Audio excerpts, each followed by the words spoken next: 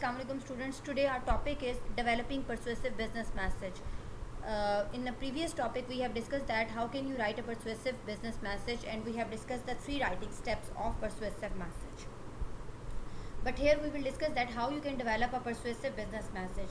Your success as a business person is entirely connected to, or is entirely or clearly related to your ability to encourage others to accept your idea, to change their old habits and to act on your recommendations.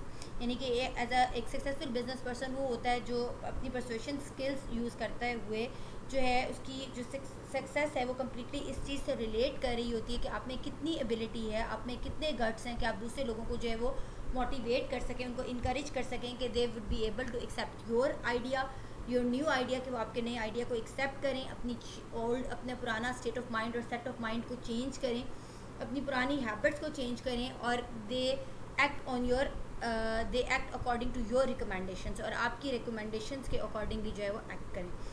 Even if you have the power to compel others to do what you want them to do, persuading them is more effective rather than forcing them. अब यहाँ पर दो चीज़ें हैं, किसी को persuade करना और किसी को फोर्स करना. Two are entirely different. यानी कि अगर आपके पास ये पावर है कि you can easily convince the people and you can ask the people to do what you want them to do, कि अगर आप उन लोगों को, अगर आपके पास ये पावर है कि आप लोगों को कन्विंस कर सकते हैं कि वो करें जो आप उनसे करने के लिए कह रहे हैं, सो उसके लिए you should go for persuading skills, you should go for persuasive message. So persuading them is more effective rather than forcing them. तो बजाय इसके कि आप उनको फोर्स करें, बेहतर कि आप उनको कायल करें, उनको परसुएट करें, उनको कन्विंस करें. People who are forced into accepting a decision or a plan are less motivated to support it and more likely to react negatively but if they are persuaded. तो इसी तरह से जो अगर, लेकिन इसका नुकसान ये होता है कि अगर आप लोगों को जो है वो फोर्स करते हैं और बाय फोर्स आप ये चाहते हैं कि वो आपके पॉइंट ऑफ व्यू को एग्री करें या एक्सेप्ट करें आपके डिसीजन को और आपके प्लान को, तो ये कम मोटिवेटेड होता है, ये इतना मोटिवेशनल नहीं होता और ये एक मोटिवेशनल सपोर्ट नहीं होती है as compare to persuade them, बजाय इसके कि आप उनको परसुएट करें. So effective persuasion involves 4 essential strategies or 4 essential steps. Number 1, framing your argument. Number 2, balancing emotional and logical appeal. Number 3, reinforcement or reinforcing your position, and number 4 is anticipating objections. So these are the 4 essential strategies, or these are the 4 essential steps which through which you can make or you can write an effective persuasion or effective message. Sorry. ये वो 4 essential strategies हैं जिन पर अमल करके आप अपने message को जो है वो इफ़ेक्टिवली जो है वो you can write effective persuasive message. आप एक इफेक्टिव परसुएसिव मैसेज जो है वो लिख सकते हैं. Number 1, I repeat, framing your argument. Number 2, balancing emotional and logical appeals. Number 3, reinforcing your position. Number 4, anticipating objections. So now we will discuss it one by one. Number 1 is framing your arguments. It means that you need to frame, you need to plan your arguments. आप दूसरों को कायल करने के लिए, persuade करने के लिए आपने जो आर्गुमेंट्स देने हैं, most persuasive message follow some variation. उसके लिए सबसे पहले you need to frame up, you need to plan out your arguments. आपने अपने आर्गुमेंट्स को प्लान करना है, उनको फ्रेम आउट करना है कि आपने क्या आर्गुमेंट्स जो है वो दूसरों को देने हैं in order to convince them. So most persuasive message follow some variations of the indirect approach. One of the most commonly used variation is called AIDA model. What is AIDA model? AIDA model means that first of all you will attract the attention of your audience. A means attention, I means interest, D means desire, and A means again action. So this is AIDA model. AIDA model stands for attention, interest, desire and action. So what is an attention? Attention means that your first step is that to encourage your audience that they should pay attention to hear about your idea or your product. सबसे पहले you need to attract the attention of your audience. You need to encourage your audience that they should pay attention to hear about your new product, about your new idea. Attention में आपने सबसे पहले जो है वो अपने audience की attention जो है अटेंशन सीख करनी है, आपने उनको उनकी अपनी तरफ अटेंशन जो है वो अपनी तरफ अट्रैक्ट करनी है उनकी अटेंशन के वो आपके नए आइडिया के बारे में सुने और आपके नए प्रोडक्ट के बारे में जो है वो जिसके बारे में आप बात करने जा रहे हैं. So they pay attention to hear about your new idea and your new product.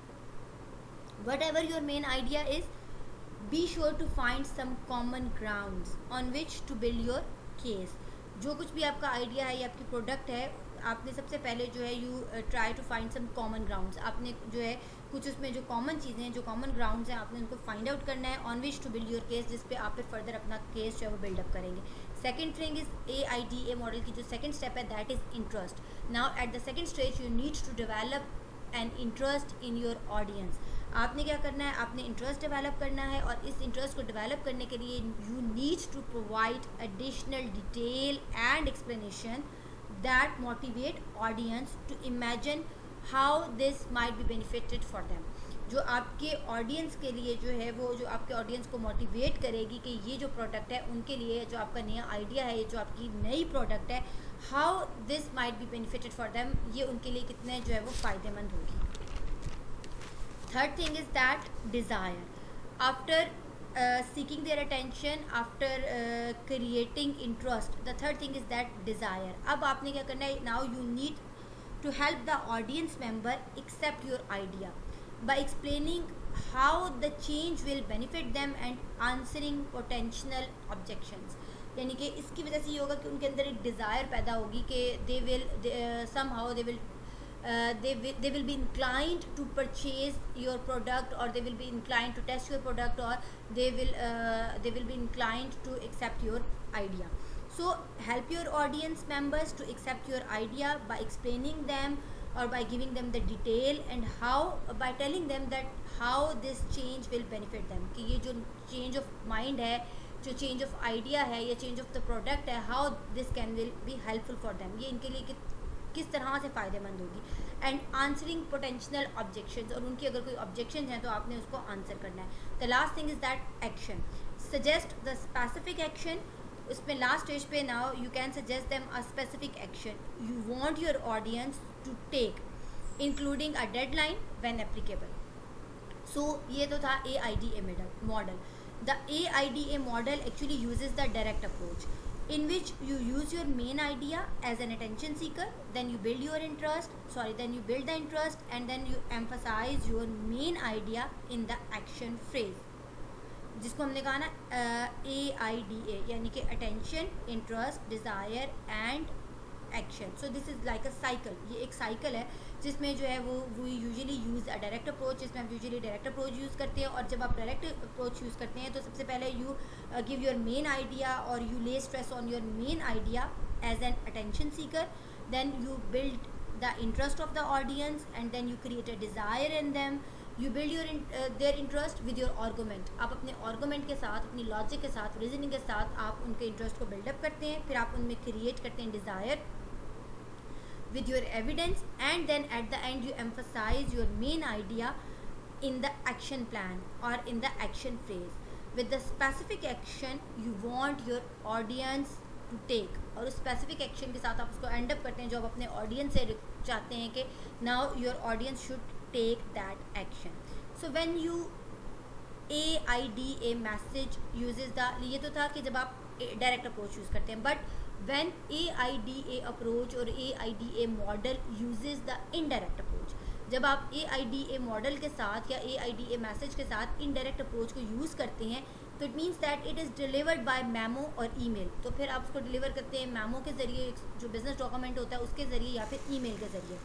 So you delivered is when AID message uses the indirect approach, then it is delivered by memo or email. So keep in mind that your subject line should be very catchy. Your subject line usually catches your reader's attention, or your subject line usually catches your reader's eye first.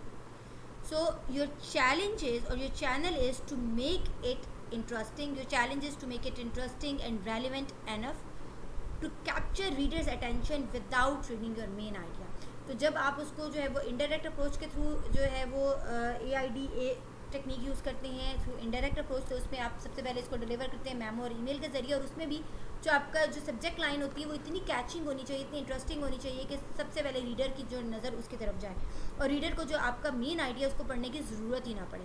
So your challenge is to make it interesting and relevant enough to capture your reader's attention without reading your main idea. But either the direct or indirect approach, AID and similar models have some limitations.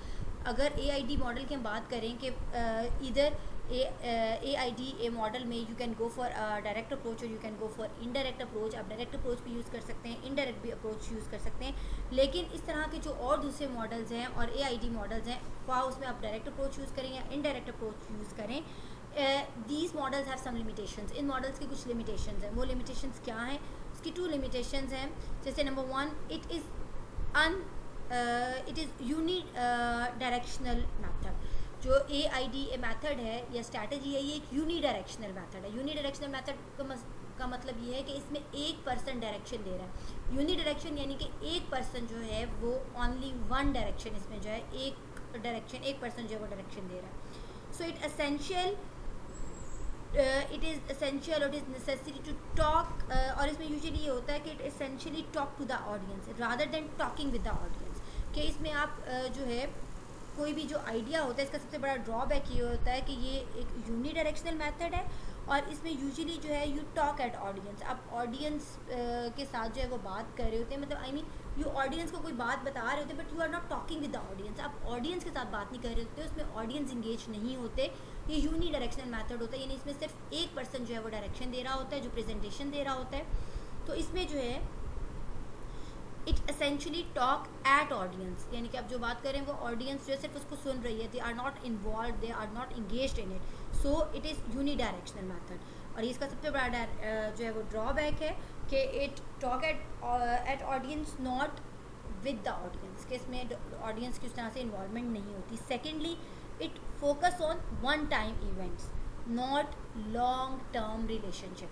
इसमें जो है कोई भी event जो है वो one time event होता है, इसमें लॉन्ग टर्म रिलेशनशिप की जो है वो बात नहीं होती. So still AID a valuable tool for the right purpose. फिर भी जो है वो AID जो मॉडल है वो एक वैल्यूएबल टूल है एक राइट पर्पस में यूज़ करने के लिए. सेकेंड थिंग इज़ दैट हमने अभी 4 चीज़ों को डिस्कस करना था AID मॉडल से पहले. जो है मैंने आपको बताया था कि here we are going to discuss एक परसुएसिव डेवलप करने के लिए परसुएसिव बिजनेस मैसेज को. हमने जो है number 1, we need to frame out our arguments. और फ्रेम आउट आर आर्गूमेंट्स में हमने देखा कि AID मॉडल क्या है और उसको कैसे आपने अपने आर्गूमेंट्स को कैसे यूजुअली फ्रेम आउट करना है और फिर आपने डायरेक्ट या इनडायरेक्ट अप्रोच यूज़ करनी. Second thing is that balancing emotional and logical appeals. कि आपने लॉजिकल अपील या तो आप अपने ऑडियंस को परसुएट करते हैं थ्रू अ लॉजिकल अपील या फिर उसको परसुएट करते हैं through a balance logical appeal और थ्रू अ इमोशनल अपील. तो you need to create a balance between emotional and logical appeals. तो आपने बैलेंस मेंटेन करना है इमोशनल एंड लॉजिकल अपील्स में. So few persuasive appeals are purely logical and और purely emotional. कुछ जो आपकी परसुएसिव अपील्स होती हैं वो या तो प्योरली क्या होती है लॉजिकल होती हैं या फिर प्योरली क्या होती है इमोशनल होती हैं. एंड की scale is finding a right balance for each message. और इसमें सबसे इंपॉर्टेंट चीज़ ये है कि उसकी कीज़ के लिए है कि आपने राइट बैलेंस जो है दोनों के दरमियान में राइट बैलेंस क्रिएट करना है. That is balancing emotional and logical appeals. Emotional appeals क्या होती हैं? Emotional appeals attempt to connect with the readers feelings और सैम्पथीज़. जो इमोशनल अपील होती है उसमें आप टारगेट करते हैं, उसमें आपकी जो कोशिश होती है वो कनेक्ट करना होता है. You connect with the readers feelings and their emotions and their sympathies. मिसाल के तौर पर you can make use of emotions by using such words freedom, success, honesty, compassion, free and comfort and prestige. Such words put your audience in a certain frame of mind. Such words put your audience in a certain frame of mind and help people to accept your message. अब ये वाले जो अल्फाज जब आप use करते हैं emotional appeal में, क्योंकि इमोशनल अपील में आप कनेक्ट करते हैं रीडर्स की फीलिंग्स के साथ, उनकी सिंपैथीज़ के साथ, एंड और आप वो किस तरह से कनेक्ट कर सकते हैं, you can connect your readers feelings and sympathies by using such words, जैसे फ्रीडम हो गया, सक्सेस है, ऑनेस्टी है, प्रेस्टीज है, कंपैशन है, और इस तरह के जो वर्ड्स होते हैं they put your audience in a certain framework, in a certain frame of mind, state of mind. ये जो ये इस तरह के अल्फाज जब आप यूज़ करते हैं तो ये आपके ऑडियंस को एक ख़ास, एक सर्टन किस्म के, एक स्पेसिफिक किस्म के फ्रेम ऑफ माइंड में ले आते हैं, एक ख़ास स्टेट ऑफ माइंड में ले आते हैं, and help people to accept your message, and और फिर वो आपके ऑडियंस को हेल्प आउट करते हैं कि वो आपके मैसेज को आसानी से समझ लें। ये तो है emotional appeal. Many marketing and sales messages rely on emotional appeal, but most persuasive business message rely on logical appeals or on logic and reasons. So even if your audience reaches a conclusion based on emotions, they will look to you to provide logical support. लेकिन अगर आप फिर भी अपने audience को जो है वो इमोशनल अपील करें, इसके बावजूद they will expect you that you provide them a reason, you provide them a logic, और you give them a logical support as well. On the other hand जो लॉजिकल अपील है, logical appeal is purely based on the readers reason, their logic, their notion of reason. और अगर हम logical appeal की बात करें तो logical appeal use 3 types: reasoning, analogy, induction. अब ये 3 चीज़ें, logical appeal use 3 types of reasoning. अब अगर लॉजिकल अपील की बात करें, क्योंकि लॉजिकल अपील मीन्स दैट कि in logical appeal based on the readers reason, readers logic, their notions of reason. तो यहाँ पर लॉजिकल अपील जो है उसमें, और जैसे कि अभी हमने इमोशनल अपील की बात की, तो इमोशनल अपील जो होती है वो डील करती है आपके जो रीडर हैं उनकी फीलिंग्स के साथ, इमोशंस के साथ और उनकी सिंपैथीज़ के साथ। और मैंने आपको बताया कि आप इस इमोशनल अपील को कैसे क्रिएट कर सकते हैं इस किस्म के वर्ड्स यूज़ करके, ठीक है जी, जो आपके, और ये वर्ड्स आपके ऑडियंस को एक खास स्टेट ऑफ माइंड में ले आते हैं जहाँ पर they are ready to accept your message. But as far as लेकिन इसके बावजूद इमोशनल अपील में ये होता है कि वो आपसे फिर भी एक्सपेक्ट कर रहे होते हैं कि आप उनको कोई रीज़न और कोई लॉजिक दें, ठीक है जी। लेकिन अगर लॉजिकल अपील की बात करें तो लॉजिकल अपील में जो रीज़न है वो 3 तरह से, 3 टाइप्स ऑफ रीजनिंग जो है वो डिमांड की जाती है। Number 1 analogy, number 2 induction, number 3 deduction. What is analogy? Analogy का मतलब होता है सिमिलर पॉइंट, जब आप 2 चीज़ों को जो है आपस में सिमिलर चीज़ों को जो है वो कंपेयर करते हैं। सो एनालॉजी में जब आप रीज़न करते हैं विद एनालॉजी मीन्स दैट कि with analogy you reason from specific evidence to specific evidence, यानी कि specific evidence versus specific evidence. यानी कि एनालॉजी में आप रीज़न देते हैं specific evidence to specific evidence, या फिर आप इसको यूँ कह लें from something familiar to something unfamiliar. ये तो है जी एनालॉजी। इंडक्शन में यू रीज़न, और आपकी जो रीज़निंग है with induction reasoning you form your reasoning, और reasoning you reason from specific evidence to general conclusion. यानी कि अभी जो हमने एनालॉजी पढ़ा उसमें ये होता है कि स्पेसिफिक टू स्पेसिफिक होता है, यानी कि specific versus specific, specific evidence versus specific evidence. जबकि इंडक्शन में ये होता है कि you reason from specific evidence to general conclusion, specific evidence से आप जर्नल कंक्लूजन की तरफ जाते हैं, दैट इज़ इंडक्शन। और डिडक्शन क्या है? डिडक्शन में you reason from a generalization और general evidence to specific one, इसमें उसके ऑपोजिट है। उसमें आप क्या करते हैं? You reason from a generalisation to specific conclusion. Induction में क्या है? आई रिपीट के एनालॉजी में क्या है? स्पेसिफिक वर्सेस स्पेसिफिक, यानी कि specific evidence to specific evidence. Induction में क्या है? Specific evidence to general conclusion. और डिडक्शन में है कि generalisation to specific conclusion. So every method of reasoning is vulnerable to misuse. So to avoid faulty logic, you need to follow these guidelines. अब इसमें हर जो रीजनिंग का method है, जो 3 रीजनिंग के मेथड्स हैं जो हमने भी डिस्कस किए, एनालॉजी, इंडक्शन, डिडक्शन, ये तीनों मेथड ऑफ रीजनिंग जो हैं they are vulnerable. They are vulnerable, it means that they can easily be used और they can easily be misused, they can easily be misused. इनको बड़ी आसानी से जो है मिसयूज़ किया जा सकता है। So to avoid faulty logic you need to follow these guidelines. उस फॉल्टी लॉजिक को अवॉइड करने के लिए आपको इन गाइडलाइंस को फॉलो करने की ज़रूरत है। Number 1 avoid hasty generalisation, number 2 avoid circular reasoning, number 3 avoid attacking on opponent, यानी कि अवॉइड हेस्टिंग जनरलाइजेशन का मतलब ये है कि make sure you have a plenty of evidence before drawing conclusion, यानी कि नतीजा निकालने से पहले आपने जो है आपके पास प्लेंटी ऑफ जो है वो एविडेंस होना चाहिए। Avoid circular reasoning, circular reasoning का मतलब ये है कि circular reasoning is a faulty reasoning, आपने फॉल्टी गलत रीजनिंग नहीं देनी, ठीक है जी।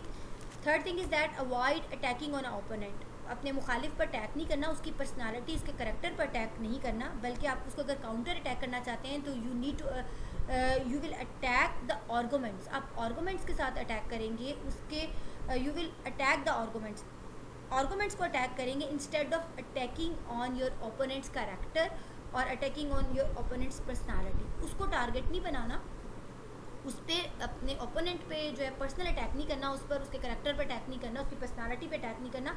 हाँ, उसकी प्रोडक्ट से रिलेटेड अगर आपके पास कोई आर्गूमेंट्स हैं तो you can attack the arguments, ठीक है जी।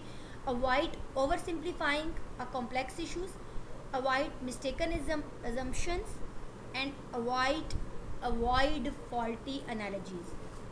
तो these are those things that you need to follow these guidelines, आपको इन गाइडलाइंस को फॉलो करने की ज़रूरत है।